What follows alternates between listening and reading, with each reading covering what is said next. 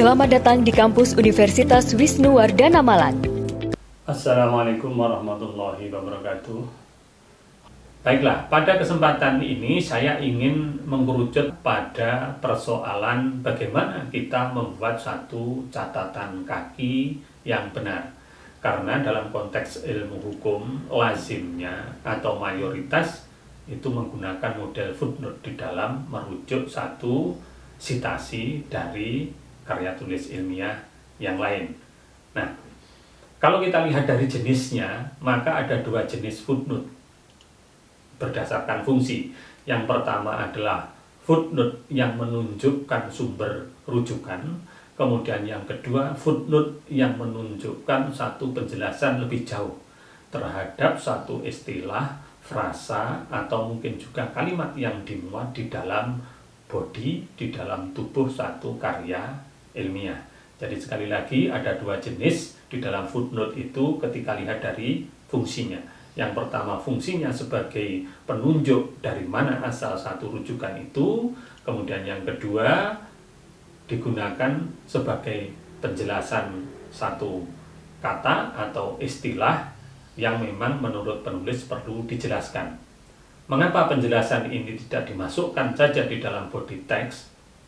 Pertimbangannya karena jika penjelasan itu dimasukkan di dalam body text, maka akan mengganggu para pembaca dalam melakukan pembacaan suatu karya ilmiah.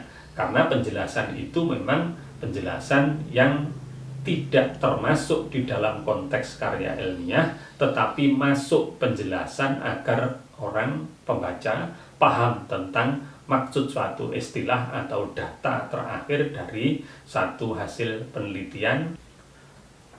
Sumber rujukan dalam footnote itu bisa berasal dari buku, kemudian jurnal ilmiah, laporan penelitian, laporan tahunan, proceeding, koran, website, dan juga sumber pustaka yang lainnya.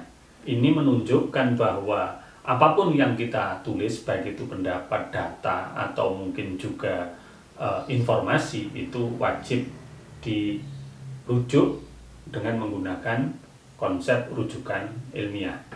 Nah, kalau di dalam bidang hukum, perujukan menggunakan model footnote ini, itu akan memudahkan pembaca untuk melihat ini sumbernya dari mana, kemudian ditulis siapa, kapan diterbitkan, kemudian juga termasuk halaman berapa.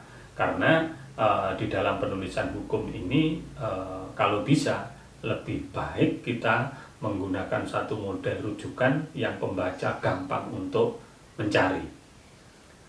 Kemudian secara teknis, penulisan catatan kaki dengan menggunakan aplikasi Word ini sudah semakin mudah, karena dalam program aplikasi itu nanti bisa dicek, itu sudah tersedia menu khusus dengan cara misalkan setelah naskah itu diketik, kemudian kursor diletakkan di bagian belakang, langsung kita bisa memberikan catatan kaki. Caranya klik reference, kemudian klik insert footnotes, langsung dapat menuliskan sumber asal rujukan.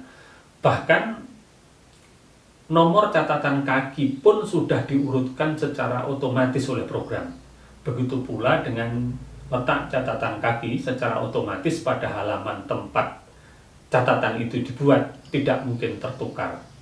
Nah, inilah yang saya bilang bahwa otomatisasi di dalam penulisan karya ilmiah ini adalah sangat bagus, dan kita akhirnya hanya tinggal mengatur tentang spasinya, jenis hurufnya, ukuran hurufnya, kemudian justify, dan juga apa yang sesuai dengan keinginan dari penulis.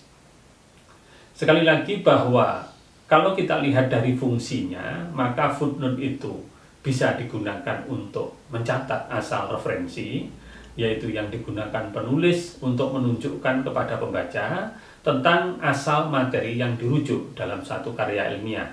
Biasanya footnote ini akan ditulis secara lengkap. Yang pertama adalah nama penulis, kemudian judul tulisan, kemudian media yang memuat tulisan, kota tempat penerbitan, kemudian tahun ditulis atau tahun terbit, kemudian edisi, kemudian juga cetakan, kemudian juga halaman. Fungsinya antara lain adalah sebagai bukti kalau penulis tidak menjiplak tulisan milik pihak lain atau tulisannya sendiri yang sudah dipublikasikan. Sedangkan fungsi yang kedua tadi, sebagaimana saya sampaikan, itu adalah sebagai penjelasan dan penguraian yang memuat komentar atau catatan penting atau penjelasan yang dibuat oleh penulis untuk mendeskripsikan suatu atau menjabarkan sesuatu atau menjelaskan sesuatu, baik itu berupa istilah, materi, atau mungkin juga kalimat, atau mungkin juga pasal yang memang oleh penulis dianggap perlu.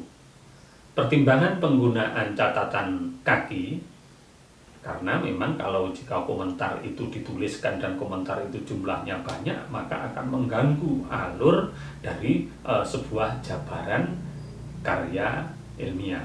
Karena itu dipilih satu solusi untuk meletakkan penjelasan itu di dalam karya ilmiah, tapi posisinya ada di kaki halaman, dan itulah yang disebut dengan footnote pemberi penjelasan, bukan footnote referensi. Contohnya, penyusunan model musyawarah rencana pembangunan desa berbasis kebutuhan masyarakat dan modernitas peradaban perlu memperhatikan perasaan hukum masyarakat, tuntutan modernisasi, eksistensi asas lex scripta, termasuk juga hukum yang hidup di dalam masyarakat hukum adat. Nah, kemudian ini diberi angka, kemudian di bawahnya ditulis catatan kaki yang fungsinya sebagai penjelasan.